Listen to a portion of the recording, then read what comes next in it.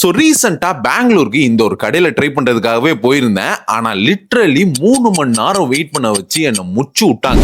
எங்கன்னு சொல்றேன், ஆனா இது பெய்ட் ப்ரமோஷன் இல்ல, சோ ஃபாலோ பண்ணிக்கோங்க. சோ நான் இந்த கடைக்கு வீக் டேஸ் தானேன்னு சொல்லிட்டு ரிசர்வேஷன் இல்லாம போயிருந்தேன். அண்ட் அங்க போன உடனே தான் தெரிஞ்சது அவ்வளோ கிரௌடு. அண்ட் நீங்க ரிசர்வ் பண்ணணும்னா ஒரு வாரத்துக்கு முன்னாடியே ரிசர்வ் பண்ணணுமா. அண்ட் வாக்கினா நீங்க போனீங்கன்னா மேண்டேட்டரியா நீங்க 2 மணி நேரம் வெயிட் பண்ணணும். என் டைம் முடிஞ்சது. கரெக்டா ஒரு அக்கா வந்தாங்க, உள்ள கூட்டு போய் ஒரு டேபிள கொடுத்துட்டாங்க. அப்புறம் மிஸ்டர் தப்பாஸ்னு ஒருத்தர் ஐபாட் எடுத்துட்டு வந்து நீட்டினாரு. அதுல உங்களுக்கு பீட்சாவை நீங்க எப்படி வேணும்னாலும் ஆல்டர் பண்ணிக்கலாம். ஒரு பாதி பெப்பரோனி, ஒரு பாதி மஷ்ரூம்னு சொல்லி நான் ஆர்டர் பண்ணியிருந்தேன். நம்ம கண்ணு முன்னாடியே அந்த பீட்சாவை செய்வாங்க. நீங்க இந்தியால எங்க போனாலும் இந்த மாதிரி ஒரு பீட்சா உங்களுக்கு கிடைக்கவே கிடைக்காது. அச்சு சொல்றேன். அந்த சவர்டோல செஞ்ச பேஸ், புரோட்டா சீஸ், அதையே எனக்கு எப்படி சாப்பிடணும்னு அந்த மிஸ்டர் தப்பாஸ் தான் சொல்லி கொடுத்தாரு.